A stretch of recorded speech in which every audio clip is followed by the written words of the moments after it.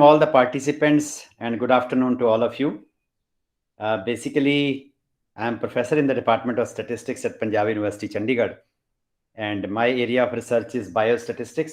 I am working into the area of cancer, ophthalmology, forensic science, with a lot of doctors from PGI Hospital in Chandigarh, as well as there is a GMCH, which is called Government Medical College and Hospital in Chandigarh. I'm also working with WHO, World Health Organization, as well as ICMR, Indian Council of Medical Research. Basically, I'm working right now on more than 7 projects with Government of India, Government of US, and UK. All this is the part of our daily routine. And yesterday, I conducted a training for 5 centers in India because that was the project on National Profile Health of India. So anyhow, that is just a little bit of background, and I welcome each and every one of you to this workshop because SPSS software is a very, very important component for any research. Now, people call it, you can write down the full name of SPSS. People call it Statistical Package for Social Science. But this is not the name of SPSS, let me tell you. This is not the name of SPSS. The real name of SPSS is Statistical Product and Service Solutions. Let me just repeat. The real name of SPSS is Statistical Product and Service Solutions. That is the real name of SPSS. If you Google search, you will find this name, which is called a Statistical Package for Social Science. The reason is because SPSS was designed way back in 1969. Then that time this name was given. But what happens? Only social sciences people, they started using this package. Then they realized their mistake and they changed its name to Statistical Product and Service Solutions immediately after that. But what happens in 2009, the entire software has been procured by a company which is called IBM. And now they have again changed its name. Now its complete name is IBM SPSS Statistics Package. So there are different versions of SPSS. You can use any version of SPSS, you will get the same result. So whatever the version you have, don't worry at all. So you can work on any version of SPSS. So with this background, as I mentioned, that this is going to be a very, very basic lecture. First half an hour to 35 minutes will be devoted to the research methodology part so that you can understand the nature of variables, type of variables, types of data, and how to go for the descriptive type of statistics. So all these things I'll discuss right in the beginning so that you should not face any difficulty in the lectures which will be succeeding my lectures. Okay, and if you have any question, any query, I'll give you a time in between to ask questions also. If there is any newcomer who has not introduced, please introduce yourself. I think most of you have introduced. If there is any newcomer who has not introduced, please introduce before I start. Anyone new? Yes, Chandan Das. Yes. Good afternoon to everyone. I am Chandan Kumar Das, research scholar, Central University of Odisha, and I am presently working on nutritional control. Okay. So I have seen your background because I was listening to some of you. They are from political science, sociology, economics. People are also from biological sciences. People are also from engineering sciences. So we have a diverse background participants here. So I will try to cover the examples which will be from all the disciplines so that you should not face any difficulty. All right. Somebody was from University of Kashmir, and on Friday I came back from University of Kashmir. I was there for 3 days in HRD Center Yes, and sir. Yes, sir. also in the Department of Statistics. Yeah.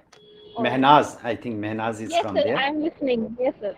Okay, good. I came on Friday All right, sir. from there only, and Okay. it is very, very cold in Srinagar, and the Of course, temperature sir. in the morning was around minus 1.5 or minus 1.6, something like that. But anyhow, okay. So let me start with and share the screen and I'm also a writer and written several books and chapters of statistics. And one of my book, which is recently launched by International Medical Olympiad from Greece, that was on October 3, 2019, on medical statistics. And I'm also on the advisory board of the International Medical Olympiad, which is the headquarters are in Greece. Okay, let me share the screen and start with.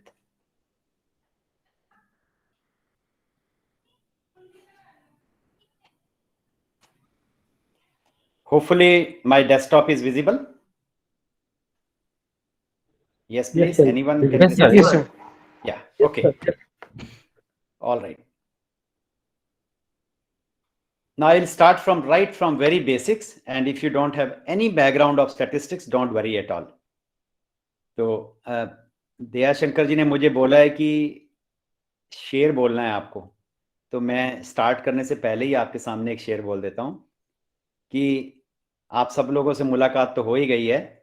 जो लोग हिंदी नहीं समझते हैं वो समझ लेना ये statistics से रिलेटेड नहीं है. So if I am speaking in Hindi that means it is not related to statistics, so you will not lose anything.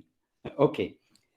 कि जिंदगी किसी की मोहताज नहीं होती, जिंदगी किसी की मोहताज नहीं होती, दोस्ती सिर्फ जज्बात नहीं होती, कुछ तो ख्याल आया होगा खुदा को, वरना इस वर्कशॉप में आपकी हमसे मुलाकात नहीं होती. तो शुक्रिया sir. Thank you. So let me start with my talk with this background.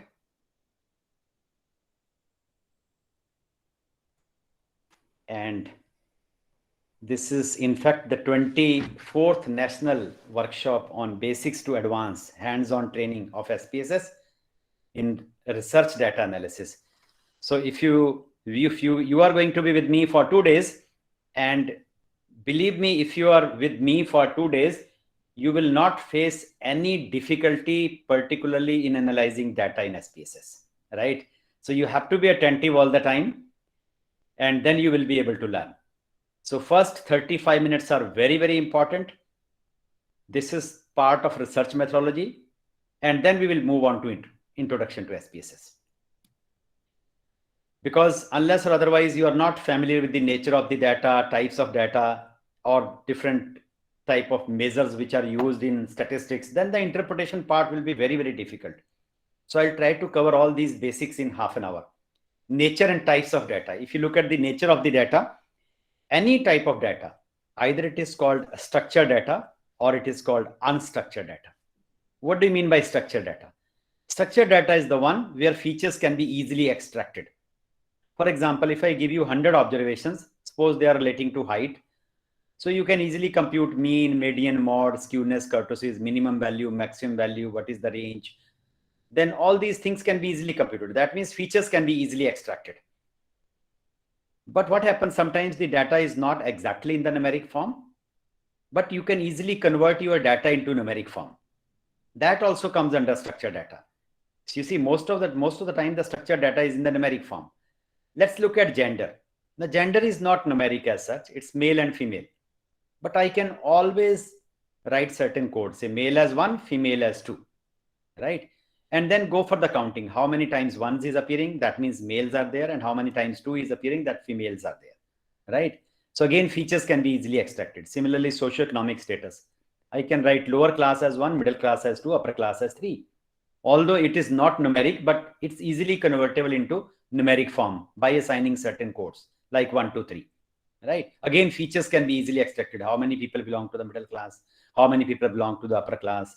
So this kind of data, which is already in the numeric form or easily convertible into numeric forms, comes under what is called structured data. Then there is unstructured data. What is unstructured data? Unstructured data is the one where features are not easy to extract. For example, everybody is using WhatsApp. You are receiving thousands of SMSs every day, videos, pictures, lot of information is there. But if at the end of the day, I ask you to convert the entire information into numeric form, do you think it's easy? It's not easy. But obviously the information is there. They are talking about something. And this kind of data, which is not in the numeric form, which is in the textual form, comes under what is called unstructured data. It's easier to deal with structured data, very difficult to deal with unstructured data. And two of my students in bioinformatics and two students from statistics, they have completed their PhD in unstructured data only. And for that purpose, we have developed a website also. And one of the websites which we have developed is called Cancer PDF. You can go through that website. That has been developed by our team. And another website which we have developed is about DISPACE. That is another website which we have developed. Now, people also talk about these days big data. Big data is nothing but a combination of structured and unstructured data. That means some part is numeric and some part is in the textual form. And how to analyze this kind of information is a part of what is called big data. Of course, to analyze big data, you require some advanced techniques. But as far as this workshop is concerned, we will stick to the basics. Now, in this entire program, you will learn only about the structured data. Structured data means which is in the numeric form, right? Now, if you look at the structured data, it is basically of two types. Any type of structured data is basically of two types. Either it is called categorical data or it's called measurement data. Now, what do you mean by categorical data? Categorical data means your measurements are in terms of categories. For example, gender. I can write male as 1, female as 2, or you can write female as 1, male as 2. Doesn't make any difference. Similarly, socioeconomic class, lower class, middle class, upper class, I can write 1, 2, 3. Severity of disease, mild, moderate, severe, I can write 1, 2, 3, right? So different colors can be coded, eye colors can be coded, skin colors can be coded. So all this kind of data, which can be easily written in terms of the numeric form, comes under what is called categorical data. Then there is measurement data. What is the measurement data? Measurement data means some kind of instrument is being involved in measuring something. For example, you can measure height, you can measure weight, blood pressure, cholesterol, skin fold thickness, chest measurement. So all this kind of data comes under what is called measurement data. But what happens sometimes you don't require any instrument, but it could be a measurable quantity. For example, to measure age, you don't require any instrument, but age can be measured in years. You can add even months, days, minutes, and seconds together. So it becomes a measurable quantity.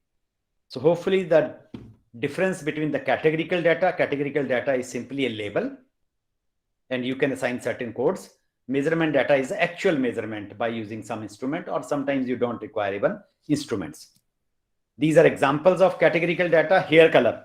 Hair color could be brown, red, black. I didn't put a white there because people sometimes get depressed. Our entire body is made up of 4 types of nucleotides. They are known as 4 bases. Those who are from biological sciences, they can easily understand. I can write A as 1, T as 2, G as 3, and C as 4. Now you are learning about that there is a COVID-19 mutation is there, third mutation, second mutation, first mutation. So all these mutations are because of these nucleotides. Okay. Then eye color can be coded as 1, 2, 3, 4. Gender can be coded as 1, 2. Disease, mild, moderate, severe as 1, 2, 3. Genotypes, depending upon which one is homozygous, which one is heterozygous, or you can say which one is, you can say dominant or recessive, you can write 0, 1, and 2. For example, if it is small hh, you can write 0. If it is capital H, small h, you can write 1. It's just a simple code. And capital HS, you can write 2. Then measurement data, self-explanatory, I have already explained, like cholesterol, height. This FPKM value is basically called fragment per kilogram per million. Whenever we conduct this Illumina experiment, our entire information comes out in terms of ATGC. They are known as nucleotides. And then there is a method to quantify that ATGC, and that expression which we obtained, they are known as FPKM values. Then number of expressed genes, how many genes are expressed for a particular disease in our body, time to complete a homework assignment. So all this kind of data comes under what is called measurement data. Now, if you look at any kind of measurement data, it is basically of 2 types. Either it is called a discrete measurement data or it is called continuous measurement data. Now, what do you mean by discrete measurement data? Discrete means if certain isolated values are present in your data, then it is called a discrete measurement data. Let's say number of members in a family. Number of members in a family may be 3 members, 5 members, 7 members.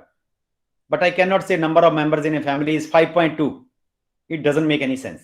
Number of errors in the book, number of students present in the class. So if it is you are dealing with the complete integer, the whole number, then we say that it's a discrete measurement data. It cannot take decimals. And what is a continuous measurement data? Continuous measurement data is the one which is capable of taking any values within certain specified range. For example, let's say I fix height between 145 to 170 centimeter. So height could be 155.5. Height could be 155.57. You can add third, fourth decimal depending upon the accuracy of your instrument. So it can take any decimal places. So this is what the difference between discrete and continuous. Of course, it's a measurement data. Okay. Now, this is something important. As I mentioned, that we are either dealing with the categorical data or we are dealing with the measurement data. Both of them are part of structured data, right? Which we are discussing in this entire program. Now, if you look at the categorical data, any type of categorical data is always in terms of two different scales. Either it will go to the nominal scale or it will go to the ordinal scale. So there are two scales for categorical data, nominal and ordinal. Please remember. And there are two other scales for measurement data. One of the scale is called interval scale. Another is called the ratio scale. And very important, in order to do your analysis in SPSS particularly, the clarity about these scales is very, very important, because once you enter the data in SPSS, it will ask you whether your data is on nominal scale or the ordinal scale, interval or ratio. And if you don't have clarity about these scales, you will face difficulty in analysis. So let me give you some idea about these scales. So categorical data, first of all, two scales, please remember, nominal and ordinal. Now, what do you mean by nominal scale? Let's look at nominal scale for categorical data, a type of categorical data in which objects fall into unordered categories. That means you cannot order them. What does this mean? That means you cannot order that this is lowest and this is highest. You cannot do that. For example, if I'm looking at gender, male and female, let's say I'm writing male as 1, female as 2. Everybody is human being. I can write male as 1, female as 2, or you can write female as 1, male as 2. Doesn't make any difference. You cannot order male and female, right? As I mentioned, there is an equal weightage. So if there is an equal weightage to each and every category, the bottom line is this: if there is an equal weightage to each and every category, then we say that our data belongs to the nominal scale. Examples like gender, examples like religion. I can write Hindu as 1, Muslim as 2, Sikh as 3, Christian as 4. Or you can write Sikh as 1, Muslim as 2, Christian as 3, Hindu as 4. Doesn't make any difference. Everybody is human being, right? You look at the last line. If there is no preference of one category over the other, that means all the categories are given equal weightage. Then we say that our data belongs to the nominal scale. Examples of nominal scale: what is your gender, your hair color, where do you live? So all these are examples of nominal scale. And again, for categorical data, there is another scale which is called ordinal scale. Now, why it is called ordinal? Because order comes into the picture. You can arrange the categories either in ascending or descending order of magnitude. For example, socioeconomic class. Lower class, let's say I'm writing 1, middle class 2, upper class 3. But you can arrange the categories in order from the lowest to the highest, 1, 2, 3. 1 means the lowest, 3 means the highest. Let's look at education categories. Illiterate 1, primary school 2, middle school 3, metric 4, graduate 5, and more than that, say 6. So you can arrange the categories in order from the lowest to the highest. That's the only difference between nominal and ordinal, which is not possible in nominal, but it is possible in ordinal. That's why the name comes ordinal. But the important point, whether you are dealing with the nominal scale or you are dealing with the ordinal scale, the numerical distance between any two categories does not have any significance at all. For example, if I'm writing male as 1, female as 2, and subtract 2 minus 1, it doesn't have any meaning. Let's say lower class as 1, middle class as 2, upper class as 3. And subtract 3 minus 1 or 3 minus 2. It doesn't have any meaning at all. So remember, whenever we are dealing with nominal or ordinal scale, the differences in any two categories or any other category does not have any significance at all. Let's look at examples of ordinal scale. How do you feel today? Now, this is the first day of the workshop and I am taking the first lecture. So I can very well imagine, where do you feel? How do you feel? Very unhappy? Unhappy? Okay, happy, very happy. So if you are 3 and above, then there is no problem. If you are below 3, obviously this workshop may not work for you, right? So idea here is that we can arrange the categories in order. Very unhappy is the lowest side, very happy is the highest, right? So you can arrange the categories in order. And sometimes you must have seen the 5-point Likert scale. Whenever people are using strongly disagree to strongly agree. So you can understand now the scale, that it is an ordinal scale, not a nominal scale. How satisfied are you with our services? At the end of the entire program, you will be given some feedback pro forma, where you may be given questions like very unsatisfied to right up to very satisfied. Idea here is you can arrange the categories in order. This is what we mean by the ordinal scale. Hopefully the difference between nominal and ordinal scale is clear to you. Okay. Now this is all about the categorical data, nothing else. Let's come to the measurement data. Measurement data is also having 2 different scales, interval and ratio. And people sometimes get confused between interval and ratio. I'll try to clarify what do you mean by interval scale. Look at the first line. In interval scale, mathematical operations may not be valid. Sometimes there are many types of data where mathematical operations are not valid. Let's say some beauty contest is going on and there are judges, say, giving score out of 10. Suppose first person gets a score of 8 out of 10 and second one gets a score of 4 out of 10. Now, if you divide 8 by 4, your answer will be 2. But I cannot make a statement that the person whose score is 8 is exactly twice the beautiful than the person whose score is 4. Can I make such type of statement? I don't think so. Let's say one student has scored 90 marks in a test. Another student has scored 30 marks in a test. Divide 90 by 30, answer is 3. But I cannot make a statement that the student whose score is 90 is exactly 3 times the intelligent than the student whose score is 30. You cannot make such type of statement, right? His marks are 3 times, but intelligence level the person who is having 30 marks may be intelligence in sports or in some other category. So you cannot compare basically.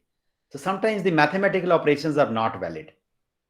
And the important point in interval scale is 0 does not mean the absence of character.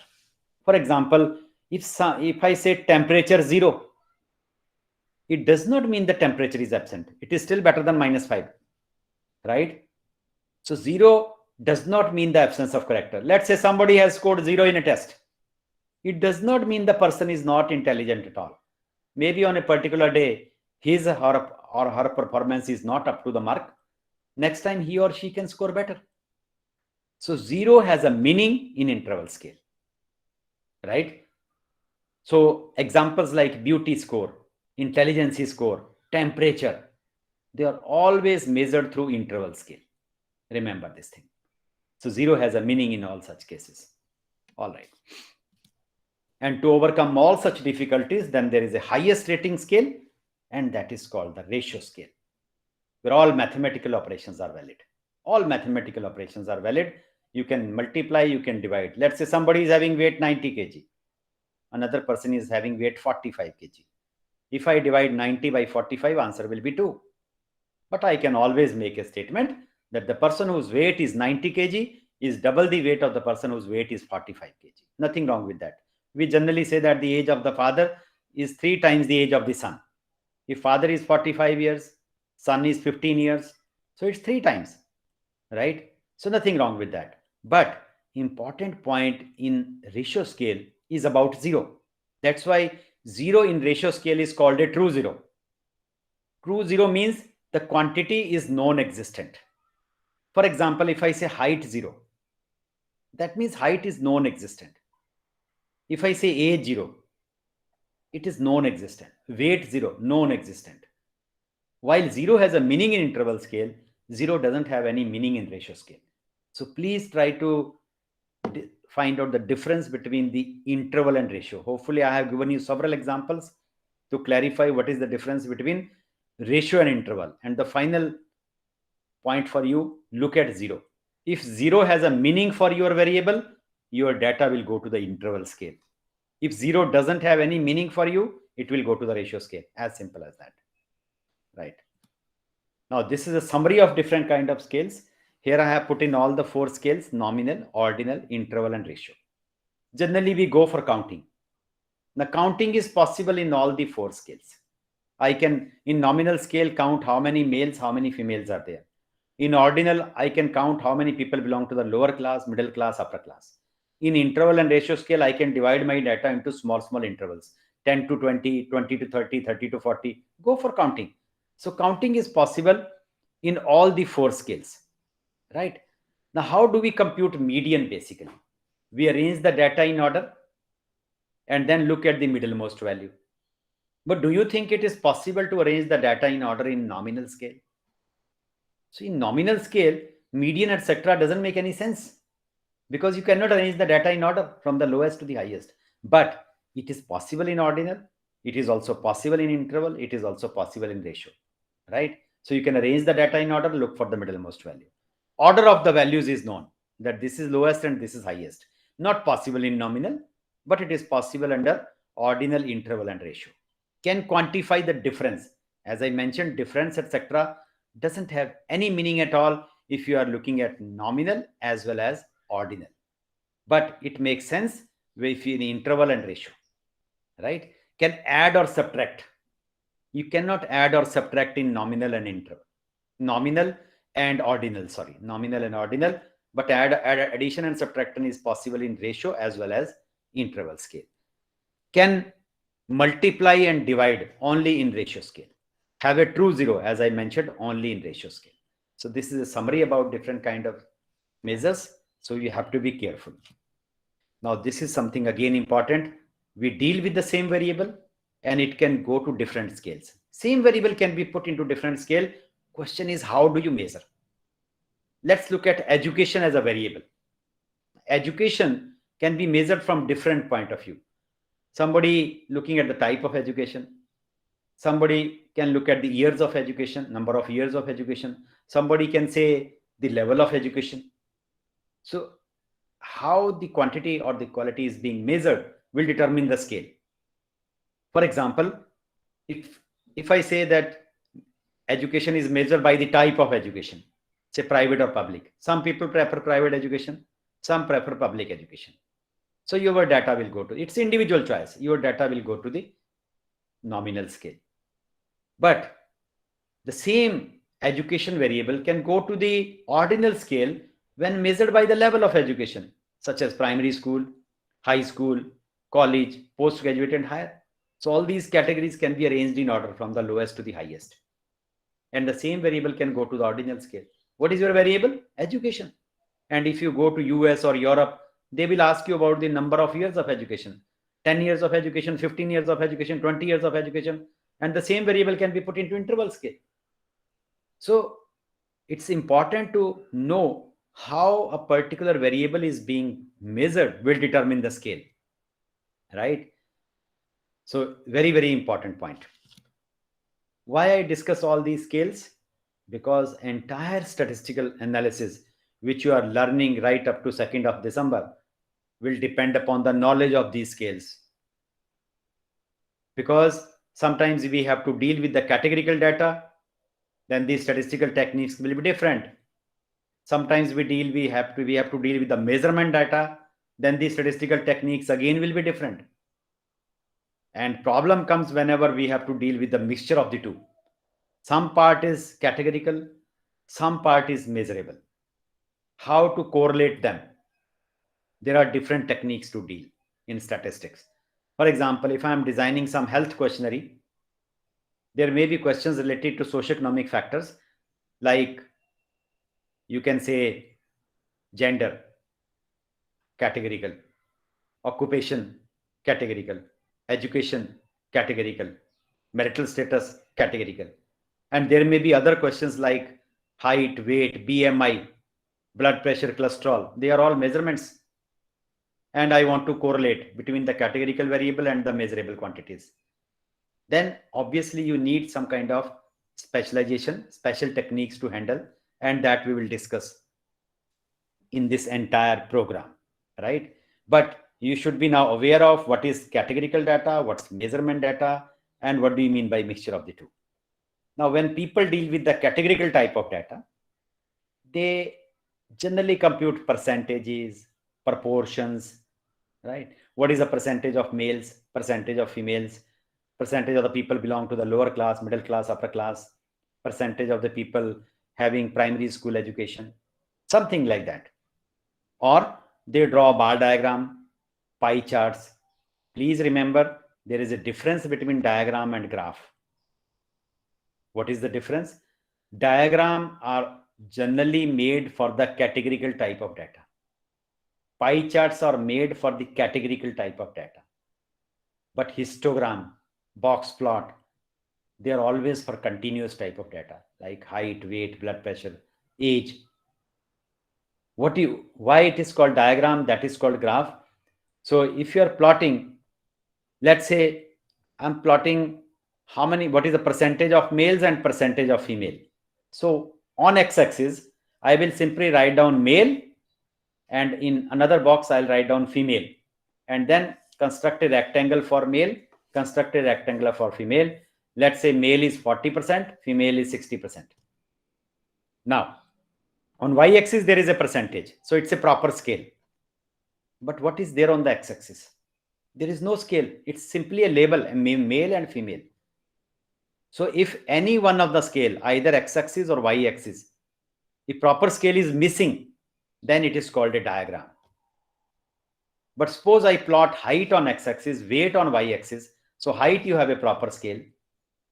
Weight, you have a proper scale. Then it becomes graph. So that's the difference between diagram and graph, right? So diagram are generally for categorical data. Graphs are generally for continuous data. Okay. Now look at the last paragraph, which is very important in categorical data. People are not very much aware of the techniques which can be used to handle categorical data. And one of my students from Iran, Azad Roshani, he has completed his PhD only on categorical data. We have derived many new theorems and new results how to deal with categorical data, right? So in fact, one can perform all type of statistical analysis, including correlation. Even if you are dealing with categorical data, there are different type of correlations which you can compute. There is a gamma coefficient, coefficient of uncertainty. Then there is phi coefficient, Kramer's coefficient, right? Tetra correlation, biserial correlation, point biserial correlation. So different type of correlations are there whenever we deal with the categorical type of data. Even different type of regression techniques you can apply. Logistic regression, probability regression, logic regression. All these things are possible even for categorical data. Many type of statistical modelings you can do. Even analysis of variance is possible for categorical data. That is not called one-way and two-way ANOVA. They are known as Friedman test. Then they are known as Kruskal-Wallis test. So all these are the techniques which can handle your categorical data, right? And when people deal with the measurement kind of data, they have a lot of choices. You can compute mean, you can compute standard deviation, then you can compute skewness, kurtosis, percentile, deciles. All these things are possible. And moreover, measurement data is generally a continuous data. We can draw a box plot, we can draw histogram, and I will show you how to draw all these diagrams. And look at the last paragraph. In fact, one can perform all type of parametric and non-parametric procedures on measurement data, depending upon the assumptions. Let's say you have a measurement kind of data relating to height or weight, right? If they are satisfying certain set of assumptions, which are there in statistics like normality, independence, etc. If they are satisfied by your data, then you can apply parametric test. If they are not satisfied, then we have to apply non-parametric test, right? So for any kind of measurement data, two types of tests are available. Either you can go for parametric test, you can go apply non-parametric test, depending upon the assumptions. So we have to check the assumptions, whether they are satisfied by your data. If they are, go for parametric test. If they are not, then we have to go for non-parametric test. What are those assumptions? We will discuss in detail in subsequent lectures. Okay. Now, before coming to the SPSS, you should be aware of certain mathematical or the statistical measures which can help you to describe your data in a precise form. Let's say why it is called descriptive statistics. Descriptive statistics means you are trying to describe the features of your data. That's why the name comes descriptive statistics. Sometimes people also call it summary statistic. Right? Now, suppose I give you a basket. If I give you a basket that is having 100 oranges, and I ask you to comment something on this. Somebody can comment on shape and size, that some are small size, some are bigger size, some are medium size. Somebody can say they are also having different colors. Some are more yellow, some are green, some are in between. What you are trying to do basically? You are trying to describe the features of the oranges. But this is just 100 oranges. Suppose I give you 50,000 observations. Suppose I give you 5,000 observations. How will you describe them? It's not easy. That's why we need some mathematical measures. And the simplest mathematical measures is generally mean, median, mode. How do we compute mean? You add all the observations, divide by the number of observations, you will get the value of the mean. But there are certain problems with mean. If there are outliers present in the data, mean is not an appropriate measure of center tendency. For example, let's say your observations, you have a patient's data and their blood pressure lies between 120 to 140. Most of the patients, let's say they are having blood pressure between, I'm talking of a systolic blood pressure, the upper blood pressure, 120 to let's say 140. And if you compute the mean will be somewhere between 120 to 140. It may be 132, it may be 129, depending upon how the observations are scattered in between 120 to 140. But suppose there is one patient whose blood pressure is 230. And now you compute the mean by including this observation, which is 230. Your mean may come out to be 170. While most of the observation, they are between 120 to 140. Do you think mean is representing your data? Not at all. Because of one observation, it has shifted to 170, right? So mean is not an appropriate measure of center tendency whenever outlier. This 230 is an outlier. What is an outlier? Outlier is an observation which is away from the main body of the data. Main body of the data is between 120 to 140, 99.9% of the observation. Only one observation is 230. That is an outlier. So mean doesn't make any sense if there are outliers present in your data. Remember this thing. Number two, mean cannot be computed if there are missing values in your data. For example, if I give you a population, let's say from 1981 to 1990, 10 years of population, 81 to 90. Okay. And 88 population is missing, there is a question mark. And I ask you to compute mean. Now, if there would have been 10 observations, you would have added all the 10 observations, divided by 10, you will get your answer. But 88 population is missing here. And I ask you to compute mean. Now you can compute mean of 9 observation, but my problem is to get the mean of 10 observations, right? So it's not possible to compute mean whenever there are missing values. But if I arrange the data in order, I know that the population is increasing most of the time. If it is increasing, particularly in India, population will never decrease. So 1987 population will be higher than 86. 88 will be higher than 87. 89 will be higher than 88. So I can arrange the observation order. 88, there is a question mark. But rather than computing mean, let me compute median. How do we compute median? We arrange the data in order, look at the middlemost value. So here middlemost value will be somewhere around 1985. So median is easy to compute and it makes sense also. But mean doesn't make any sense because we cannot compute it. So these are the important points to remember. I'll not give you any formula, right? I'm just telling you because all of you are going to be teachers and some of you are already and some of you are research scholars. So whenever you are explaining to the students, you should be clear about the meaning of mean. Whereas median, so in missing data, median is more important than mean, right? And what is the meaning of mod? I'll come to this.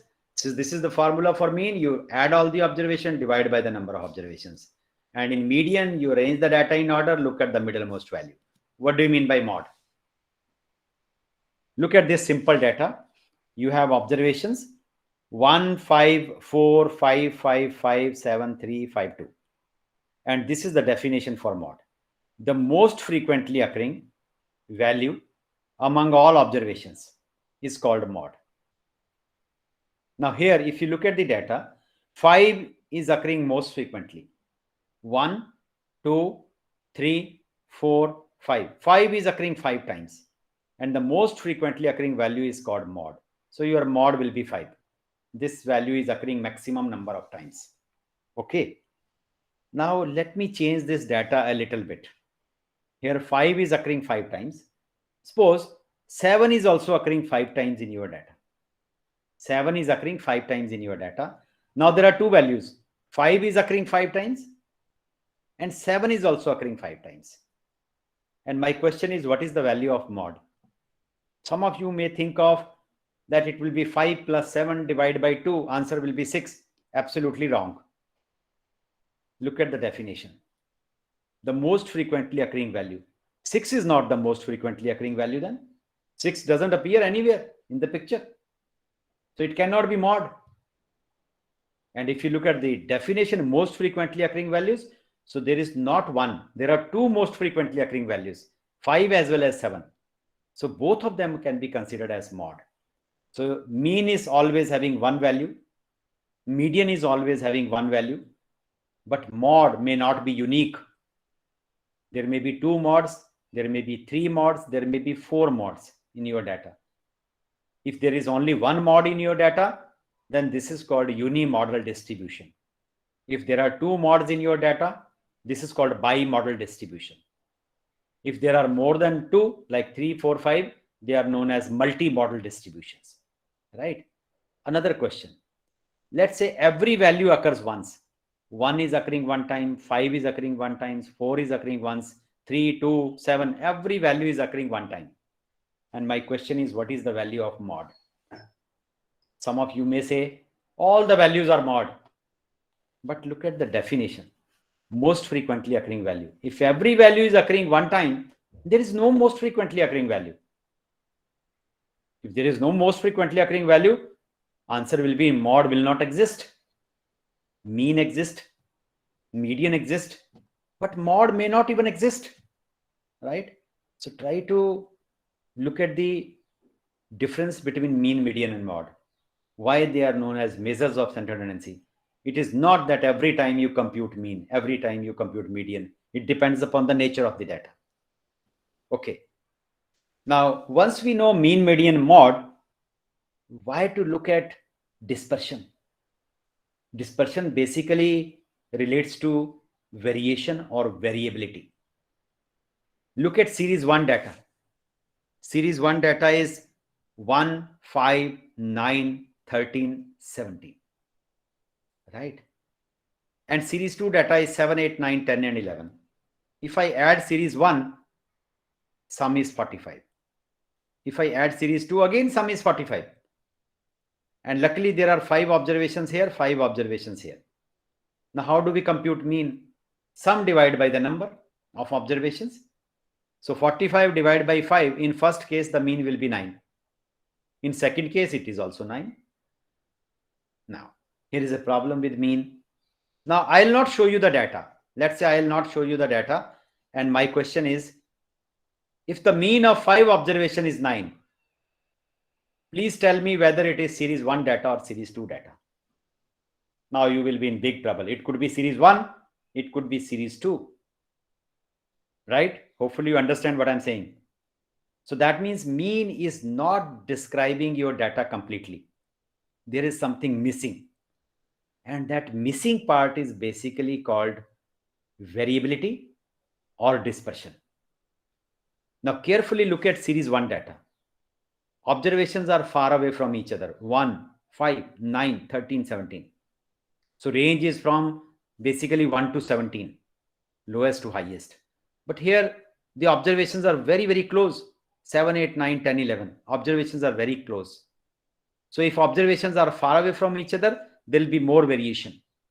If observations are close, there will be less variation. But these are only 5 observations I can see from my eye.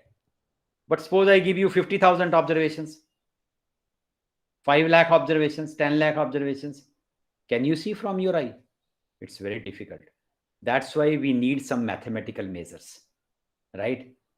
To measure this variation. And the simplest measure is to go for range. How do we compute range? The difference between highest and lowest value. 17 minus 1, 16. And here the range is 11 minus 7, 4. Where the range will be high, dispersion will be more. Where range is small, dispersion will be less. As simple as that. But range is not a very good measure of dispersion. Look at the data which I have given you example, like most of the observation between 120 to 140. Now, if all the observations are between 120 to 140, your range will be 140 highest minus 120 lowest, only 20. But suppose one observation is 230, right? Now you compute the range. 230 minus 120. It's coming out to be how much? 230 minus 120. 110. Now, do you think range is making some kind of sense? Earlier it was only 20. Because of one observation, it has jumped up to 110. It doesn't make any sense. So that's why range is not a very good measure of variation. What is the best and the ideal measure of dispersion? Is called standard deviation or variance. Standard deviation or variance is basically capture your variation in a meaningful way, right? So I'll give you a logic behind the formula for variation, and you will not have to cram throughout your life if you understand the logic of variation. Now, mean is generally there in the center, because add all the observation, divide by the, so it will be there in the center. Now, if you look at the mean in statistics is denoted by x bar, and any observation is denoted by xi.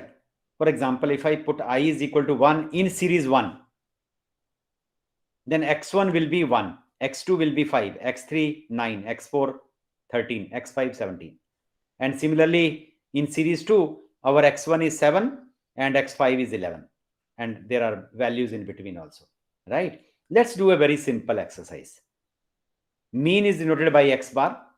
Let me subtract mean from every observation in series 1 and in series 2. Every observation is xi. Subtract the mean xi minus x bar. So your first value will be 1 minus 9 minus 8. Second value 5 minus 9 minus 4.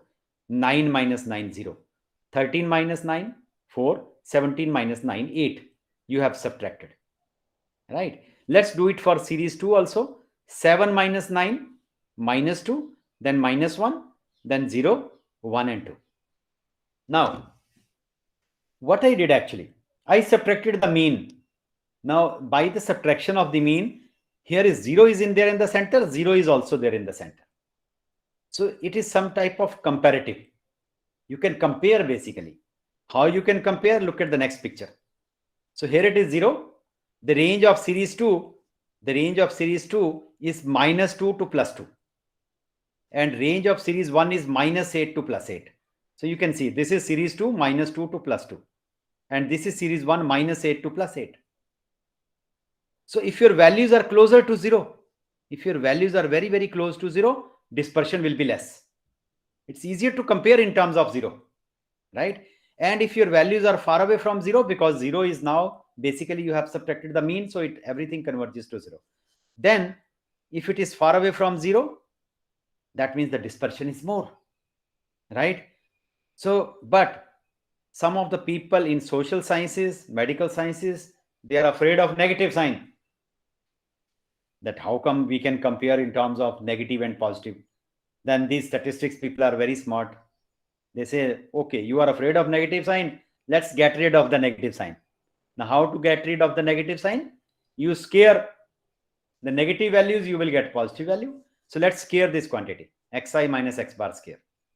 So minus 8 square will be 64, minus 4 square 16, 0. Then this is 16, this is 64. And same thing you do it in series 2. 4, 1, 0, 1 and 4. Nothing has happened. Nothing has happened. You're able to get rid of the negative sign in series 1 and series 2. Let's go one step ahead. Suppose I take the sum. Suppose I simply take the sum of this. Sum in statistics is denoted by, or mathematics, this symbol. I going from 1 to 5, that means there are 5 observations. You take the sum of this square. So 64 plus 64, 128, plus 16, 144, plus 16, 160. And take the sum here also. 4 plus 4, 8, 9 and 10. So it is 10. So one thing is clear now. Where this sum, mathematics, you are coming to arriving at some mathematical conclusion. That if this sum is going to be larger, the variation will be more. If this sum is going to be smaller, variation will be less. But still you cannot compare. Why? Because luckily here there are 5 observations in series 1 and 5 observations in series 2. But suppose you have 100 observations in series 1 and 20 observations in series 2. So if there are 100 observations, this sum will be more. And for 20 observations, sum will be less. So you cannot compare basically. So we go one step ahead. Let's take the average. So if there are 100 students in the class, I take the average of 100 students, those who have scored their marks, I have to divide by 100. And if there are 20 students in the class, I have to divide by 20. And you will see averages will almost be same. So let me divide by the n, which is so that I will get average. So you divide this sum by n so that you get average. So divide 160 by 5, you have 32. Divide 10 by 5, you have 2. And what is this formula basically? This is the formula which you have learned in your 10th standard, 12th standard. And this is a formula for variance. Hopefully some of you might have crammed it. It's very difficult formula, but if you understand the logic, it's very simple. We take the deviations from mean, take the square and take the sum and take average. That's it. So it's basically average. And any value which is having power 2 in statistics is called second order moment. So this is the formula for variance. And this is the best measure of dispersion. It depends upon all the observations. And here power is 2.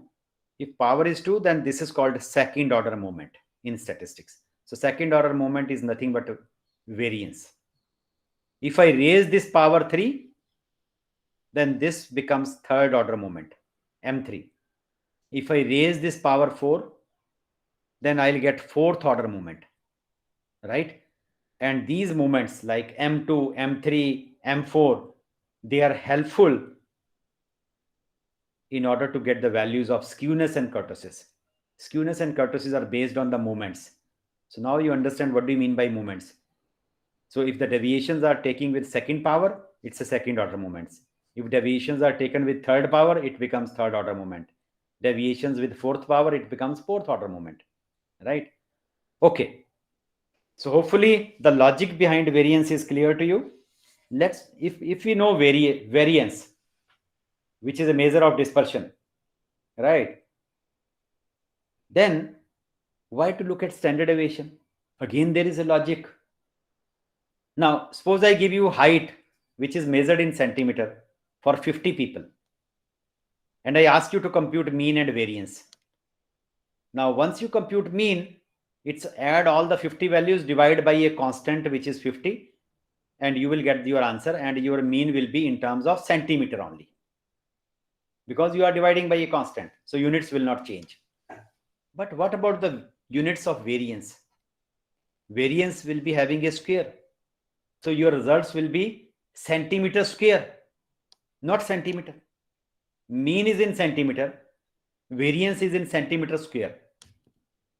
And in many of these statistical problems, you require to compute mean plus minus standard deviation rather than, now if I do mean plus minus variance, mean is in centimeter, variance is centimeter square. I cannot do that. But if I take under root of centimeter square, you will come back to centimeter. That's why we compute standard deviation. Standard deviation under root of variance, so that the units of mean and standard deviation, they becomes the same. So that is the logic behind computing standard deviation. And mean plus minus, you must have seen, we write mean plus minus standard deviation, not mean plus minus variance. Never. You cannot, right? Okay. So that is the logic behind standard deviation. Then this coefficient of variation is also equally important. Let's say you are having height and weight data, and height data is given in centimeters, weight is given in kg, and somebody is asking you a question that whether the height is having more variation or weight is having more variation. Now, even if you compute variance or standard deviation for height as well as weight, one will be in centimeter, another will be in kg. You cannot compare them, that this is less, this is more. You cannot compare, because these two quantities are coming out to be in different units. That's why we compute coefficient of variation. Coefficient of variation is a measure which is independent of units of measurement. For example, if there is a height, I compute the standard deviation of height. Standard deviation will be in centimeter. Divide this by mean. Mean is also in centimeter. So sigma by x bar will be free from units, because centimeter and centimeter will get cancelled. Multiply by 100. Suppose for height, the variation is coming out to be, and it will give you a percentage. Let's say it is coming out to be 27%. And same thing I do for weight. I compute the standard deviation of weight. I compute the mean of weight. Take the ratio, multiply by 100. Again, it will be free of unit, because kg and kg will get cancelled. Let's say this is 17%. So coefficient of variation of height is 27%. Of weight is only 17%. So where this coefficient of variation is less, that series will be having less variation. So immediately you can see that weight is having less variation as compared to height. So that is the logic behind coefficient of variation, right? Okay. Now I'll not go into details. If you divide the data into two equal parts, then the middlemost value is called median. If I divide the data into 4 equal parts, you need 3 cutoffs, and these are known as quartiles. Quartiles divide the data into 4 equal parts. They are known as Q1, Q2, and Q3. Deciles divide the data into 10 equal parts. Percentiles divide the data into 100 equal parts. So they are known as partitioning values methods. And finally, before coming to SPSS, we have to look into the skewness and kurtosis, because skewness and kurtosis will help you to take a decision, well, whether you have to apply parametric test or you have to apply non-parametric test. Now, what do you mean by skewness? Skewness means basically lack of symmetry, whether the distribution is symmetrical or not. What do you mean by symmetry? You know, everybody knows histogram, how we draw histogram, which we have learned in our 10th standard, 11th standard. We divide the data into small intervals, 10 to 20, 20 to 30, 30 to 40, and so on. And then count the number of observations in each interval. On x-axis, we write down the intervals 10 to 20, 30, and so on. And on y-axis, we write down the frequency, right? And let's say your diagram looks like this. There is one bar here in the center. There are 3 bars on the left hand side and 3 bars on the right hand side. And if you draw a curve around, it will look like this. That means if I drop a line from the center, if area on the left hand side and area on the right hand side is almost same, then we say that there is no skewness. It's symmetrical. Then we say that there is no skewness. Your data is symmetrical, right? But let's say your shape of the histogram looks like this. There is one bar here. There are 2 bars on the left hand side, 1 bar and 1 bar. But there are 9 or 10 bars on the right hand side. 1 bar here, 1 bar here, 1 bar here. It is going up to 9 or 10 bars on the right hand side. And if you draw a curve will look like this. Idea here is, if I drop a line from here, the area on the left hand side will be smaller, but area on the right hand side will be more. If area on the right hand side is more, then we say that your data is positively skewed. It's positively skewed. And if it is other way around, if you drop a line from the highest point, area on the right hand side is less, but area on the left hand side becomes more, then we say that it is negatively skewed. So skewness is very important to check the normality of the data, right? It is one of the parameters to check the normality of the data. And if there is a normality, we can apply parametric test. But if there is a skewed type of data, we have to go for the non-parametric test. Remember, right? That's why this is important. So obviously you need some mathematical measure, and we compute the value of what is called beta 1. Beta 1 is computed from movements. And here is the formula for beta 1, which SPSS will give you. You will not have to compute this. I have already explained what do you mean by the third order moment raised to power 3. Second order moment raised to power this. And beta 1, the formula for beta 1 is plus minus m3 square upon m2 cube. You compute this quantity, take the under root. Now this under root is always going to be positive, because odd power could be negative, but you are squaring, so it will always be positive. Second power cannot be negative. It is always positive. So you will get a positive quantity. But how to assign this positive and negative sign? Remember, you look at the sign of M3. If the sign of M3 is coming out to be negative, you put a negative sign here. And if sign of M3 is coming out to be positive, you put a positive sign here. So beta could be negative, it could be positive. And if this value is coming out to be 0, you can immediately understand that this is symmetrical curve. If value of beta 1 is coming out to be greater than 0, that means positive. So it's positively skewed. If it is negative, negatively skewed. And this is the formula, right? Okay, the last part, kurtosis. The kurtosis is important to measure the peakedness of the curve. How peak it is, how flatter it is, right? Look at the 3 pictures. If you drop a line from the center, area on the left hand side, area on the right hand side are almost same. So it's symmetrical. Look at this one. If I drop a line from the center and look at the area on the left hand side, area on the right hand side, again they are same. And drop a line from the center, again areas on the left and right, they are same. That means all the 3 curves are having no skewness. Basically, it's symmetrical type of curve. They are having no skewness. Their beta 1 value will be 0. But do you think the shapes are also same? No. This is having high peak, this is having flatter peak, and this is in between. To measure the peakedness of the curve, we compute kurtosis. Kurtosis is a measure of peakedness of the curve, right? And how we measure, how we compute? We compute the value of beta 2.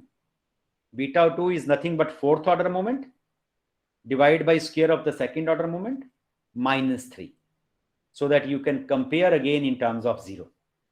Let's say your value of beta 2 is coming out to be 0. SPSS will give you.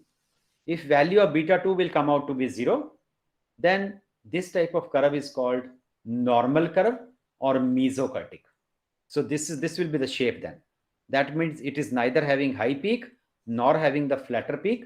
It's having a normal peak. That's called the normal curve, or normal curve is also known as mesokurtic curve. But if value of beta 2 is greater than 0, it's coming out to be positive. If it is positive, then we say that your curve is leptokurtic. Lepto means high. That is, it is having acute peak or high peak as compared to the normal curve. But if value of beta 2 is less than 0, then your data is having a flatter peak. And that is called platykurtic. Platy means flatter, right? So it's having a flatter peak than the normal curve. So to measure the peakness of the curve, we compute beta 2. So beta 1 and beta 2 help you to decide whether the data is normally distributed or not. You can write down, please.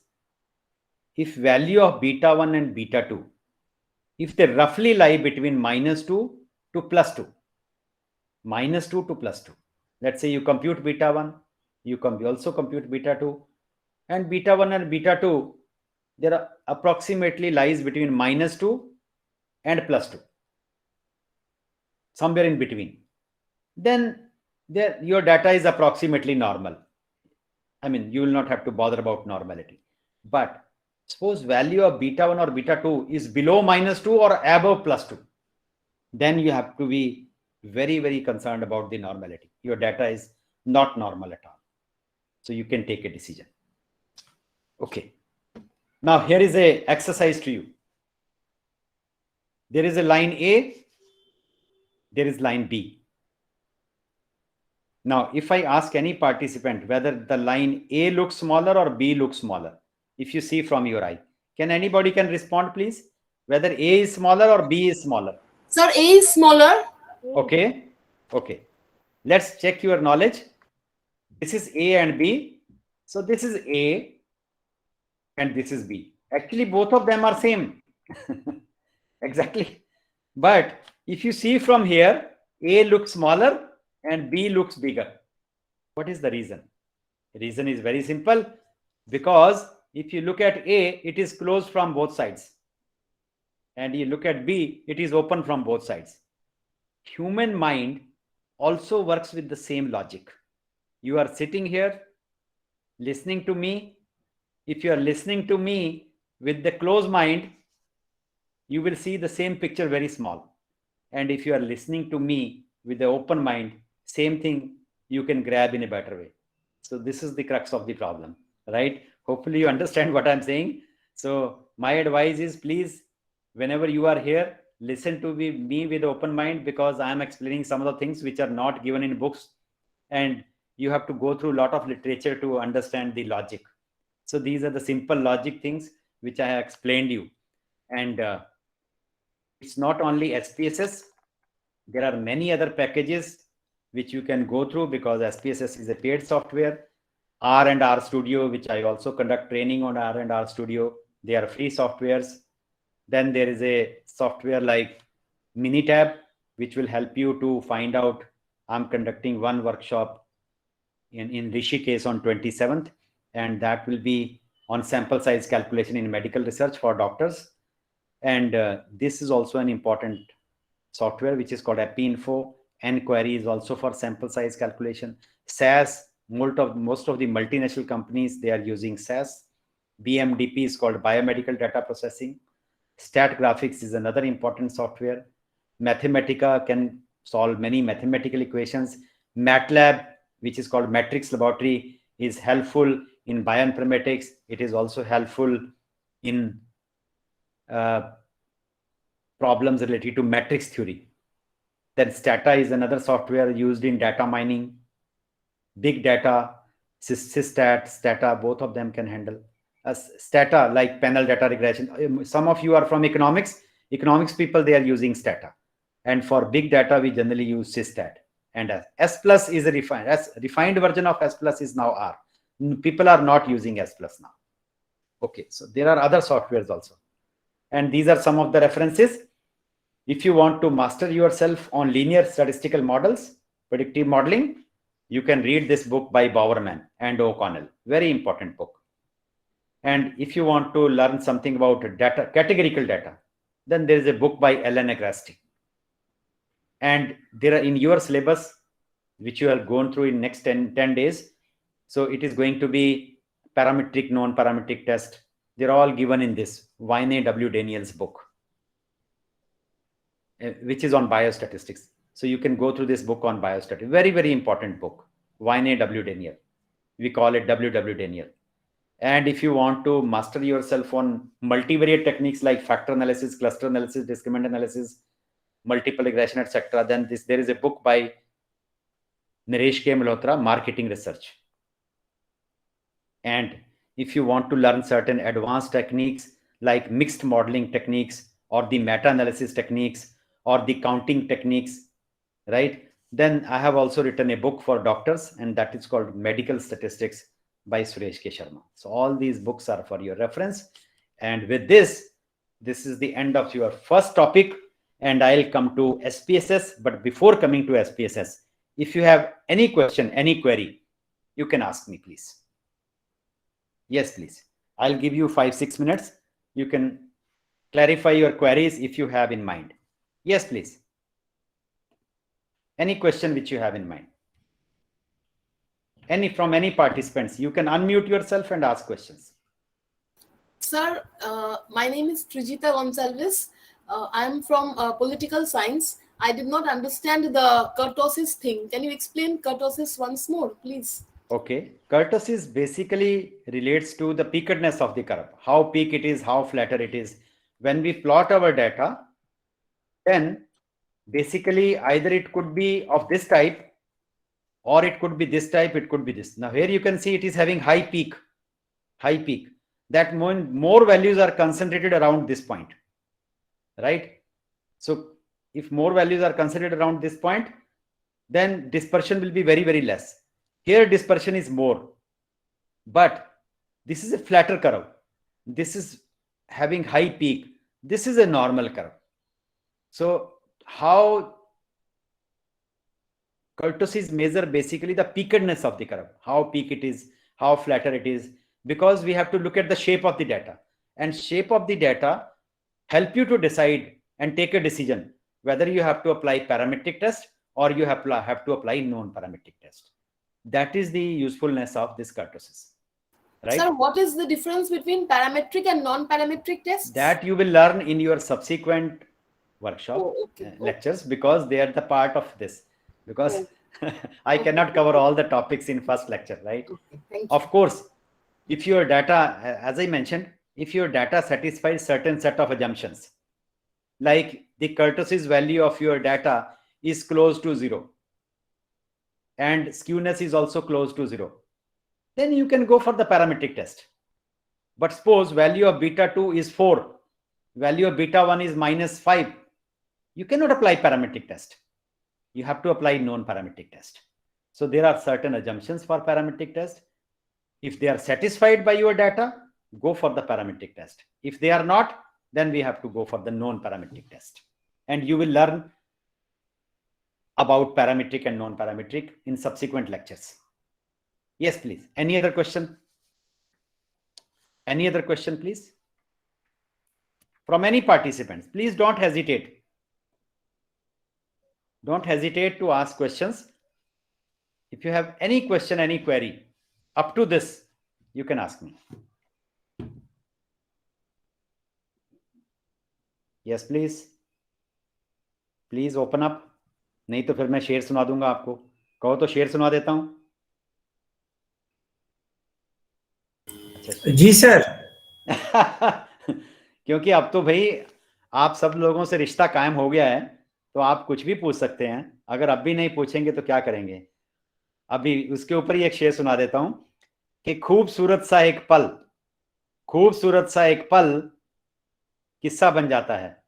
खूबसूरत सा एक पल किस्सा बन जाता है, ना जाने कौन कहां जिंदगी का हिस्सा बन जाता है. कुछ खास लोग आपकी तरह, कुछ खास लोग मिलते हैं जिंदगी में इस तरह, जिनसे ना कभी बिछड़ने वाला रिश्ता बन जाता है. जी. If you still have any question, Sir? Yes, please.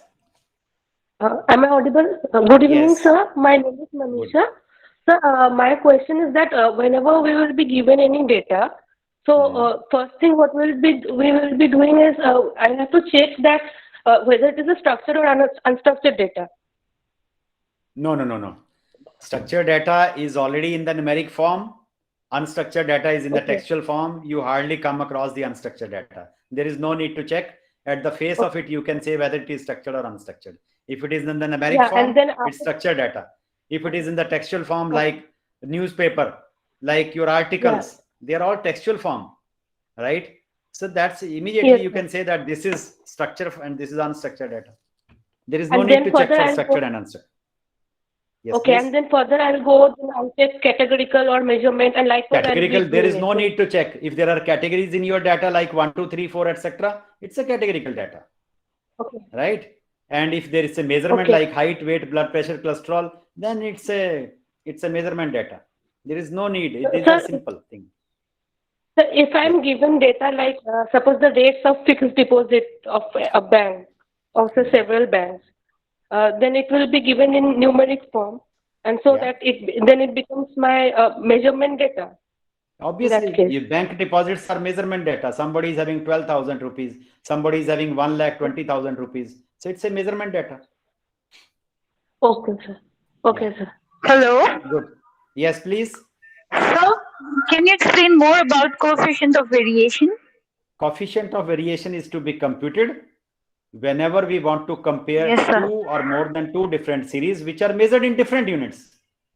I have already given you example like, Okay, let's measured say in one different units. different units. You cannot compare now because one will be having the another, dimension, another will be having another dimension. You cannot compare them. But whenever we are computing coefficient of variation, it will be free from units of measurement. So you can compare. Okay. Yeah. Thank you, sir. Yes, please. Any other question? Sir, could you please explain once again skewness? Skewness. Skewness. Okay. Skewness basically relates to symmetry of the data, whether your data is symmetrical or not. So if you look at the skewness, this is skewness, right? And if you look at the skewness, let's say I have been given height data and I divide the height into small intervals. Say, let's say age data. Let's say age data is easy. So age, I divide this into small, 10 to 20 years of age. How many people are there? 20 to 30 years of age. How many people are there? 30 to 40, 40 to 50, 50 to 60, 60 to 70. Let's say up to 70 years. And let's say between 30 and 40, there are a lot of people. And below that, 10 to 20, there are less number of people, 20 to 30, still higher.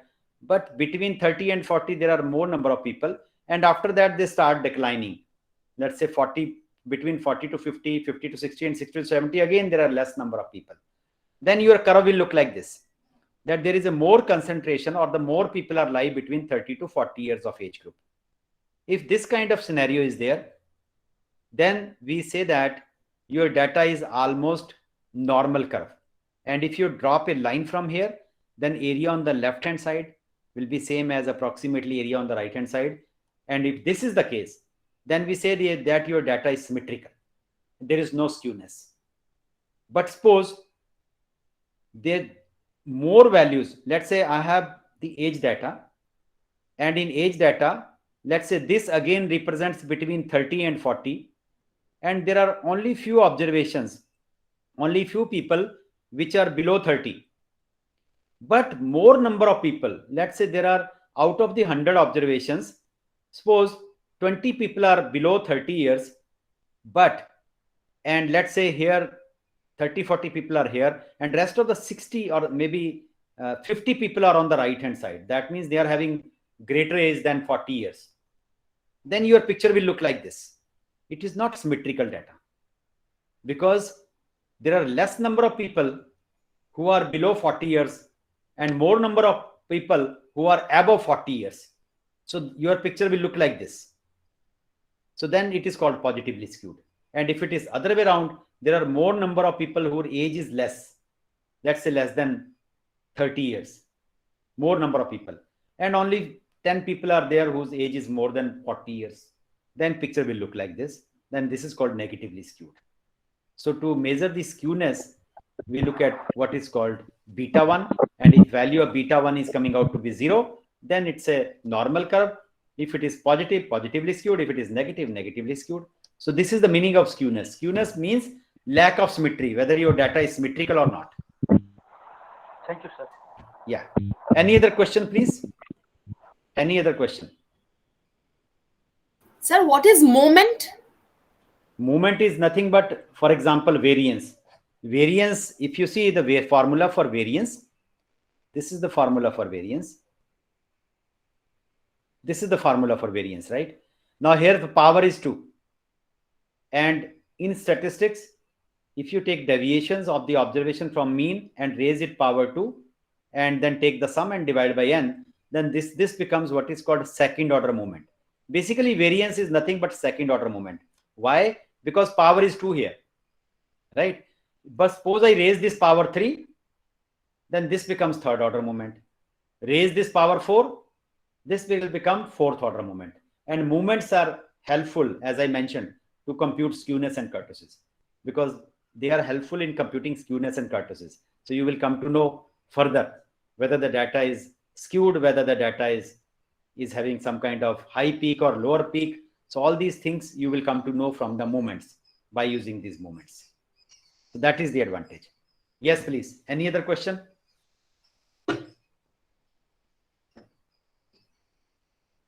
Any other question? Sir, am I audible, sir? Yes, Dhal Saab, पूछिए. Yes, sir. I just wanted to, sir, do you agree to share this PPT with all of us? Okay, I will share. Don't worry. I will do that. Yeah. Thank you, sir. Thank you so much. Any other And question, let us- please? Thank you, sir. Any other question?